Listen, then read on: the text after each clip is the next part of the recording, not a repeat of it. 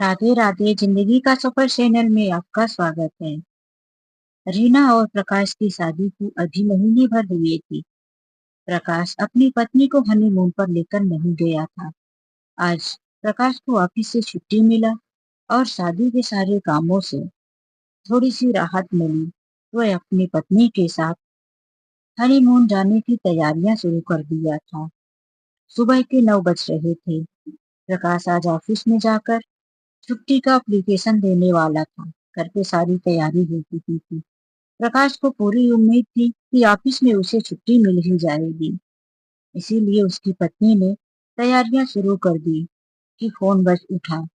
प्रकाश phone की तरफ बढ़ा। अपने कमरे में रीना जो सामान पैक कर रही थी, वह भी इस उत्सुकता में थी कि आखिर इस समय पर किसका फोन होगा। प्रकाश ने जैसे ही फोन उठाकर बात किया, उसके चेहरे के हाव भाव ढीले पड़ गए। चेहरे का रंग फीका पड़ गया। आवाज रूंध सी गई। अच्छा ठीक है, आप जल्दी से हॉस्पिटल लेकर पहुंचो। मैं अभी मैं अभी पहुंचता हूँ। रीना यह सुनकर पति से पूछती है, प्रकाश किसका फोन था? तुम इतना परेशान क्यों हो? प्रकाश ने कहा, बड़ी माँ की तबीयत काफी खराब है, उन्हें हॉस्पिटल ला रहे, मैं अभी जा रहा हूँ। रीना ने बोला, अरे मुझे भी साथ लेकर चलो, आखिर बड़ी माँ की देखभाल के लिए मेरी भी जरूरत पड़ सकती है। नहीं रीना, अभी इतना समय नहीं है कि तुम्हें भी तैयार करूं। मुझे जाने दो, बड़ी माँ की तबीयत बहुत खराब है।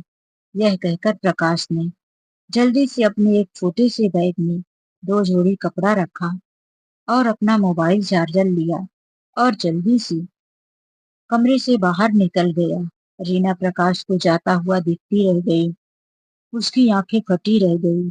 यह पहला समय था, पहली बार हो रहा था जब प्रकाश के बिना रीना को उस घर में अकेला रहना पड़ता था। प्रकाश ऑफिस जाता था, कई बार फोन पर बातें भी करता, लेकिन रात को रीना कभी घर पर अकेली नहीं थी। आज उसे यह सोचकर भी डर लग रहा था कि आज मुझे घर पर अकेला रहना पड़ेगा। प्रकाश के जाने के बाद रीना घर के काम, मोबाइल चलाना, अपने मायके में बात करना, इन्हीं में अपना समय तो निकाल दिया। लेकिन जब रात हो गई, रीना को काफी घबराहट हो रही थी। हर एक आहट में वह चौकन्ने हो जाती। ऐसा लगता कि कोई घर के अंदर है तो नहीं। इसी घबराहट में वह डरी सहमी सी, उसको नींद नहीं आ रही थी। वह सोचने लगी कि 2 महीने पहले जब प्रकाश के साथ उसकी शादी तय हुई थी, घर में यही बातें हो रही थी कि लड़के के माता पिता नहीं हैं। वह जब एक तीर्थ यात्रा में गए थे, बस वापिस आने के समय लड़के के माता पिता और बड़े पिता उसी बस में दुर्घटना स्थल पर ही मारे गए थे। घर पर लड़के की बड़ी माँ है, वही अब प्रकाश की देखरेख और शादी की जिम्मेदारियां निभाएगी। रीना तो हमेशा से ही चाहती थी कि उसकी शादी ऐसे खानदान में हो कि जहाँ सास ससुर ना हो, क्योंकि उसने अपनी सहेली से सुन रखा था कि सास जिस घर में होती है बहुत ही खतरनाक होती है। उसकी सहेली शोभा जब भी आती थी, अपने पति के बारे में उससे बातें कम करती। उससे हमेशा यही कहती, मेरी सास तो मेरे नाक को चना चबा कर रखी है, मुझे सुबह सोने नहीं देती, मुझे देर रात तक काम करने में लगाए रखती है। ढेर सारी शिकायतें अपनी सास की। और फिर रीना की 2 बहनें भी थी। जब वह ससुराल से आती तो वह भी अपने सास के बारे में कुछ ऐसा ही बताती थी। इसीलिए रीना सास के नाम पर ही डरती थी। लेकिन जब रीना ने सुना कि जिस लड़के से मेरी शादी होने वाली है, उसके घर में उसकी माँ नहीं है, शायद यह रिश्ता मंजूर ना ही करती। लेकिन रीना ने जल्दी से कह दिया, मुझे ऐसे ही घर में करना माँ, जहाँ कोई सास ना हो। रीना की बातें सुनकर माँ तो आश्चर्य में पड़ गई, लेकिन फिर लगा कि आजकल की लड़कियां हैं, सास ससुर के बंधन में नहीं बंधना चाहती। और रीना के कहने पर ही उस घर में शादी हो गई।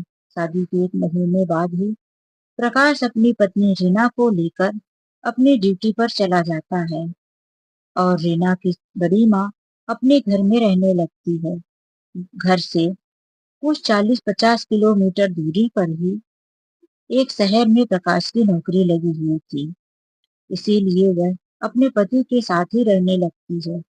प्रकाश की बड़ी माँ यानी कि सास की जेठानी रीना के साथ थोड़े ही दिन रही। रीना की सास तो थी नहीं, वह तो सास की जेठानी थी। रीना का दिल उन पर कैसे लगता। रीना ने तो कभी उन्हें सास की नजर से देखा भी नहीं, क्योंकि वह सारी रस्में रिवाजों को भले ही निभा रही थी, लेकिन रीना के लिए वह काफी पराया लग रही थी। रीना ने तो मन में सोच ही लिया था कि कौन सा मुझे इस बड़ी सास के साथ रहकर इसकी सेवा करनी है।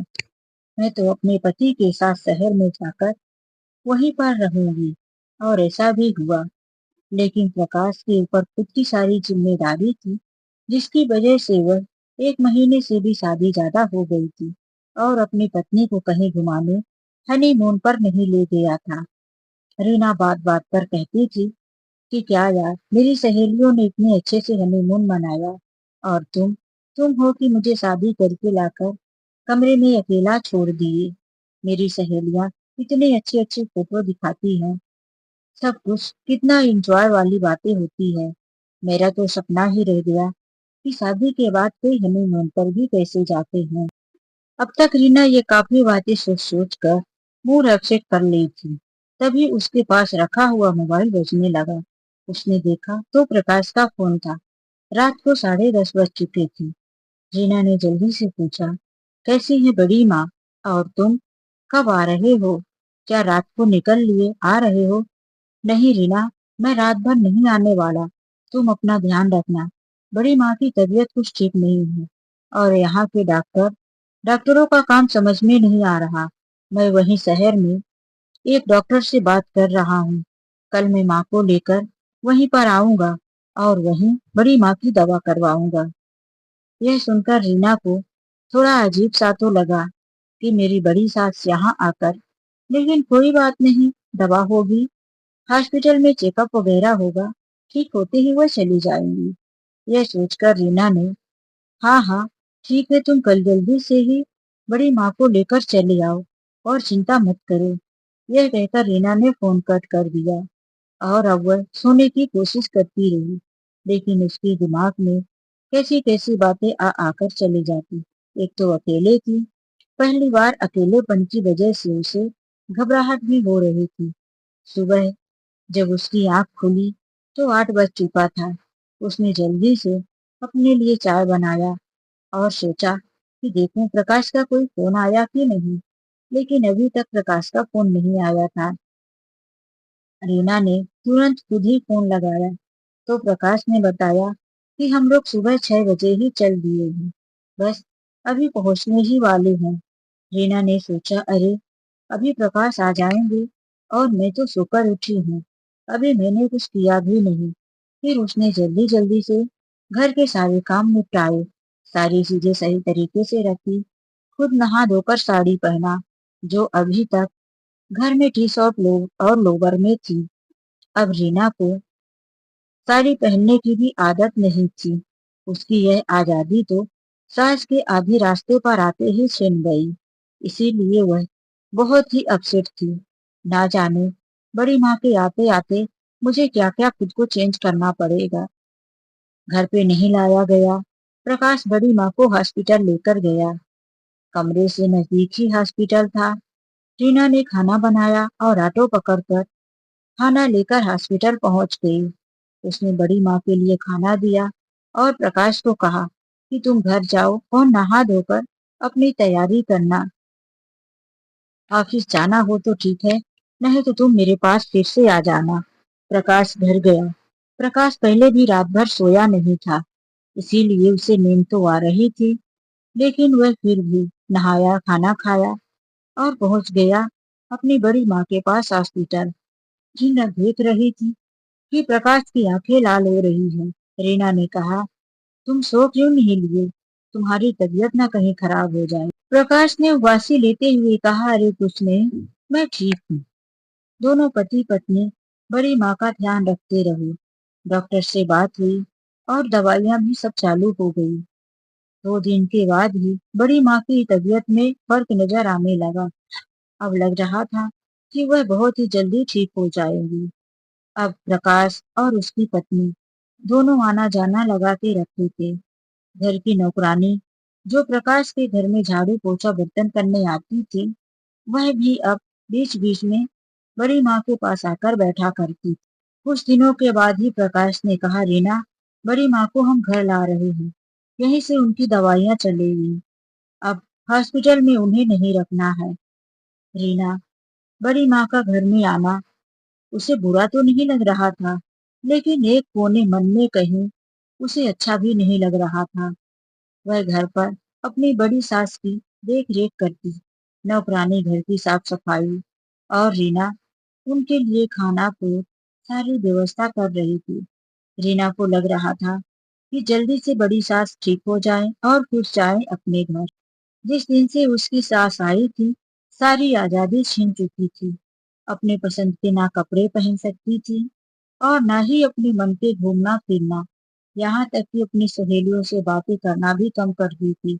मायके का भी फोन आता था तो उसे छुप छुपा कर बातें करना था, क्योंकि उसे अपनी बड़ी सास के बारे में भी बताना पड़ता था। हाँ मम्मी, पूरा दिन दवाइयाँ दे देकर परेशान हूँ। पूरा दिन सेवा करना, पूरा घर हॉस्पिटल के जैसा बदबू मार रहा है। हर जगह दवाइयाँ दवाइयाँ, सिर्फ दवाइयों की महक घर में छाई हुई है। यही सब बातें करने के लिए तो उसे छुपना पड़ता था। धीरे धीरे उसकी बड़ी माँ अब ठीक होने लगी थी। वह अपने छोटे छोटे काम खुद कर लिया करती थी। पानी लाकर दवाइयाँ ले लेना, अपने कपड़े धो लेना, खुद उठकर नहा लेना, सूखे हुए कपड़े निकाल लेना, उन्हें घड़ी मार के अलमारी में रखना, यह सब काम वह धीरे धीरे करने लगी थी। रीना दिखाने के लिए ही सही बोला तो करती थी, बड़ी माँ जी, आप क्यों काम कर रही है? मैं कर दूंगी ना। आप हमारे पास रहकर भी काम करेंगी, घर में जाकर तो आपको ही करना है। लेकिन बड़ी माँ यही कहती, बेटा, अब मैं ठीक हो गई हूँ तो अपने काम कर सकती हूँ। वैसे भी यहाँ तुम मुझे कोई काम ही नहीं करने देती हो। धीरे धीरे बड़ी माँ रीना की मदद भी किया करती थी। एक दिन रीना और प्रकाश कुछ फ्रूट और शॉपिंग करने के लिए घर से बाहर गए हुए थे। उनको आने में करीब 3 घंटे लग गए। जब घर पर आए तो घर में अच्छी सी खुशबू आ रही थी। रीना ने सोचा, आखिर ये खाने की खुशबू कहाँ से? घर के अंदर से ही तो आ रही थी। रीना किचन में गई तो देखती है कि उसकी बड़ी माँ दोनों के लिए खाना बनाकर तैयार रखती थी। रीना ने कहा, बड़ी माँ, आप किचन में काम क्यों कर रही हैं? मैं तो आ गई हूँ ना, और आपके लिए तो खाना नाश्ता रखा था।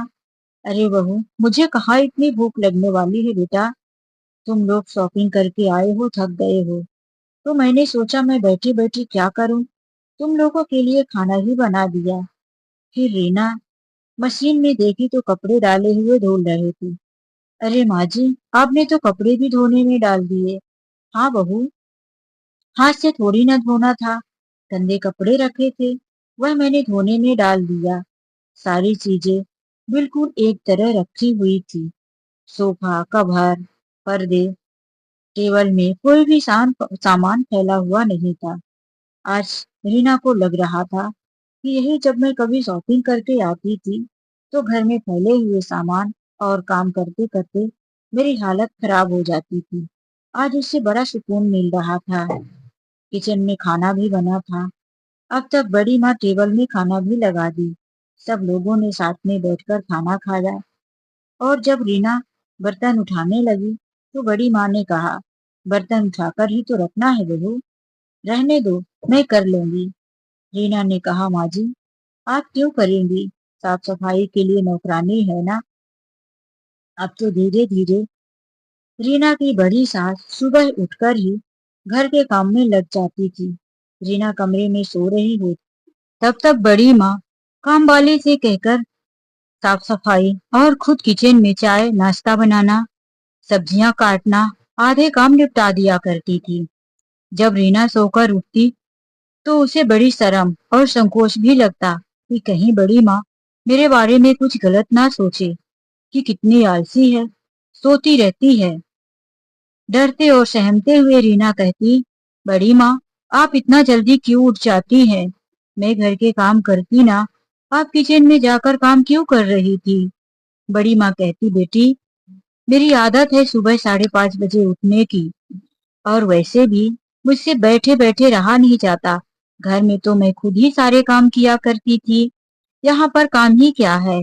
बटन दबाओ तो कपड़े धुल गए, बटन दबाओ तो मसाला पीस गया। सारी चीजों की तो मशीन है। कौन सा मेहनत लगता है काम में? और मैं सारी उम्र काम करती आई हूँ, मुझसे बैठा नहीं जाता बेटी। रीना को संकोच तो लगता था, लेकिन बड़ी माँ के व्यवहार से उसे अब लगने लगा था कि बड़ी माँ मेरा मजाक या उपहास करने के लिए, ताने मारने के लिए काम नहीं करती, वह तो दिल से काम करती है। और रीना समझ गई थी कि बड़ी माँ हम लोगों को दिल से प्यार करती है। बड़ी माँ के अंदर जितनी भी ममता थी, वह सब प्रकाश और रीना के ऊपर लुटाए जा रही थी।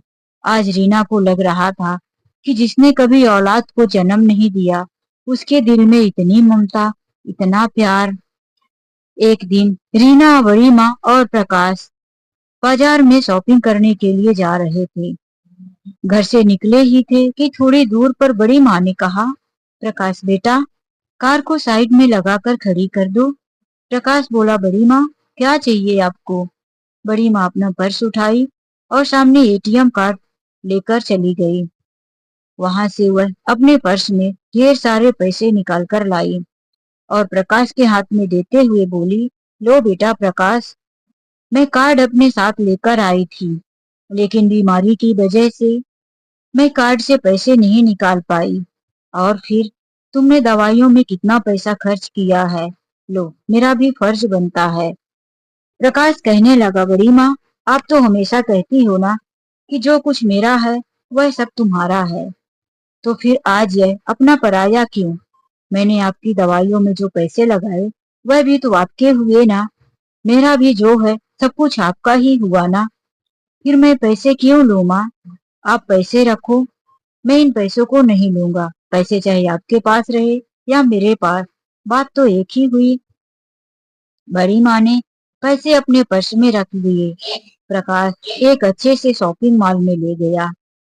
शॉपिंग मॉल में रीना को लग रहा था कि बड़ी माँ अपने लिए महंगी महंगी साड़ियां और कपड़े खरीदेंगी, क्योंकि वह बीमारी की हालात में जब आई थी तो अपने जरूरत की चीजें नहीं लाई थी।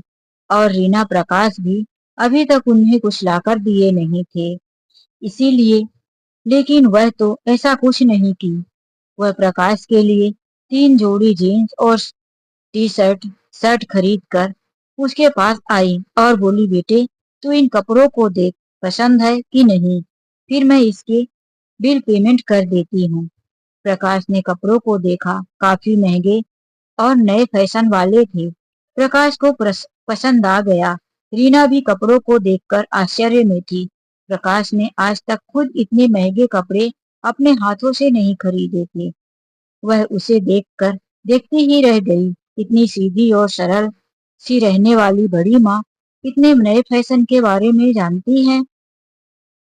फिर वह रीना से भी कहने लगी, बहू, जब से आई हूँ तू रातों दिन घर में और बाहर साड़ियों में ही रहती है। अभी तेरी शादी को 2 महीने ही हुए हैं कि तू अपने आप को कैसे बदल ली। आजकल की लड़कियां तो जीन्स टॉप ड्रेस पहनती हैं, क्या यह सब तू नहीं पहनती? रीना सब चाहते हुए बोली, वो क्या है ना बड़ी माँ, पहनती पहनती। ऐसे ही वह हकलाने लगी। तभी बड़ी माँ ने कहा, अच्छा ये सब छोड़ो और चलो मेरे साथ। बड़ी माँ ने रीना के लिए भी 2 जीन्स, 2 ड्रेस और 2 टॉप खरीदा। इतने ब्रांडेड कपड़े और महंगे आज तक रीना ने भी नहीं लिए थे। वह भी इन कपड़ों को पाकर बहुत खुश हुई। फिर ढेर सारा मेकअप, बहुत सारी चीजें रीना के लिए शॉपिंग की। अब रीना और प्रकाश के लिए शॉपिंग हो गई थी। वह दोनों जोर देने लगे, बड़ी माँ, आपने तो कुछ नहीं लिया। आप एक साड़ी ले लो और 2 मैक्सी ले लो। घर में आपको साड़ी पहनकर रहना अच्छा नहीं लगता होगा। बड़ी माँ ने कहा, नहीं बेटी, मेरी तो आदत है, मैंने गांव में कभी मैक्सी नहीं डाला और हमेशा से ही मैं साड़ी में रहती हूँ। इतना जोर दे रही हो तो एक पतली सी नॉर्मल सी साड़ी ले लेती हूँ। आज रीना ने अपनी बड़ी माँ के इस बदले हुए रूप को देखकर आश्चर्य में थी। अब रीना का बात करने का, उनके बारे में जानने का बहुत कुछ मन हो रहा था। घर में रीना बड़ी माँ से बातें करती। वह प्रकाश के बारे में भी बहुत कुछ जानकारी मिली। प्रकाश को क्या पसंद है, बचपन में कैसा था, कितना गुस्सा करता था, कितना नटखट था, कितनी गलतियां करता था, यह सारी बातें रीना को बताती। रीना को बहुत मजा आता। वह अपने पति के बारे में यह सारी बातें सुनकर बहुत हंसती और बात बात पर प्रकाश से भी चिढ़ाने लगती थी, उसके साथ भी मजा लेती थी। अब रीना को बड़ी माँ का रहना अच्छा लगने लगा था। कभी कभी रीना की तबीयत थोड़ी खराब लगती तो बड़ी माँ जबरदस्ती करके रीना को खाना खिलाती। आज रीना को एहसास हो गया था कि घर में बड़ी माँ के आने से उसे अपनी माँ की कमी पूरी महसूस हो रही है। अब तो रीना चाहती भी नहीं थी कि बड़ी माँ मुझे छोड़कर जाए। वह जो सोची थी कि सास की छवि कैसी होती है, उसके मन में बहुत ही बुरा छवि बन गया था। लेकिन अपनी बड़ी माँ को देखकर, उनके साथ कुछ ही दिनों तक रहकर उसे एहसास हुआ कि सास इतनी भी बुरी नहीं होती जितना कि मैंने सुना था। एक दिन बड़ी माँ ने कहा, बेटी अब मुझे घर जाना है। प्रकाश, मेरी टिकट निकलवा दो, मुझे मेरे घर तक छोड़ दो बेटा, या किसी से कहकर छुड़वा दो।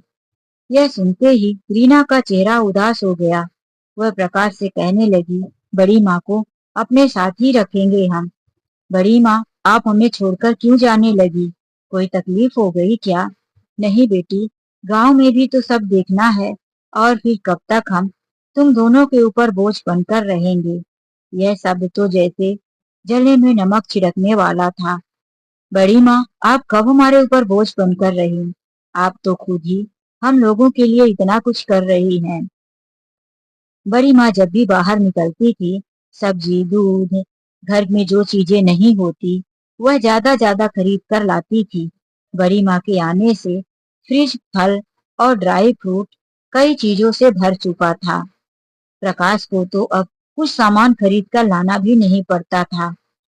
रीना मना भी करती थी, लेकिन बड़ी माँ उन दोनों की बातों को ध्यान न देते हुए अपने मन का ही किया करती थी। यही सब सोच करके रीना की आंखों में आंसू आ गए। बड़ी माँ, आप कब हमारे ऊपर बोझ बनी?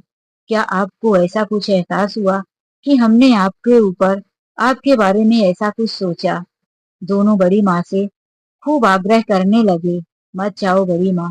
रीना तो अब बड़ी माँ के बारे में सोच कर भी घबरा जाती थी कि मैं इनके बिना कैसे जीऊंगी, यह घर इनके बिना कितना सूना हो जाएगा। लाख कोशिश करने पर बड़ी माँ कहती है, ठीक है, मैं रुक जाती हूँ, लेकिन लेकिन क्या बड़ी माँ, मेरी एक शर्त। प्रकाश तुरंत बोला, हाँ बड़ी माँ, आपकी क्या शर्त है?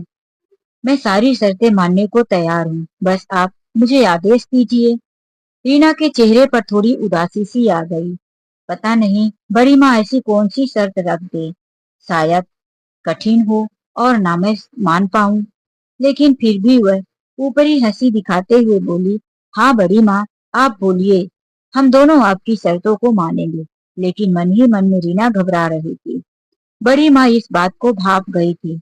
उन्होंने रीना को हाथ को पकड़ते हुए कहा, बहू, मेरी शर्त ये है कि तुम दोनों मुझे एक पोता दोगे, तभी मैं इस घर में रहने को तैयार हूँ।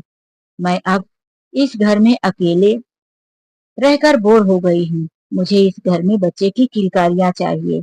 मेरा सपना पूरा करोगे?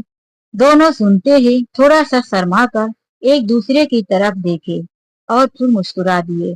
फिर बड़ी माँ के हाथों में हाथ रखकर बोले, बड़ी माँ, आपका आशीर्वाद रहा तो आपका यह सपना भी पूरा हो जाएगा। दोस्तों, ये कहानी आप लोगों को कैसी लगी? लाइक और कमेंट करके जरूर बताएं। कहानी यदि अच्छी लगी हो, जिंदगी के सफर चैनल में आप पहली बार आए हैं, तो प्लीज जाने से पहले चैनल को सब्सक्राइब करना मत भूलिए। क्या बड़ी माँ को रोककर रीना और प्रकाश ने अच्छा किया या बुरा? बड़ी माँ को अपने घर चले जाना चाहिए या उनके साथ ही रहकर अपनी बाकी की जिंदगी को व्यतीत करना चाहिए? अपने अनमोल विचार आप कमेंट करके बता सकते हैं। राधे राधे, जय श्री कृष्णा।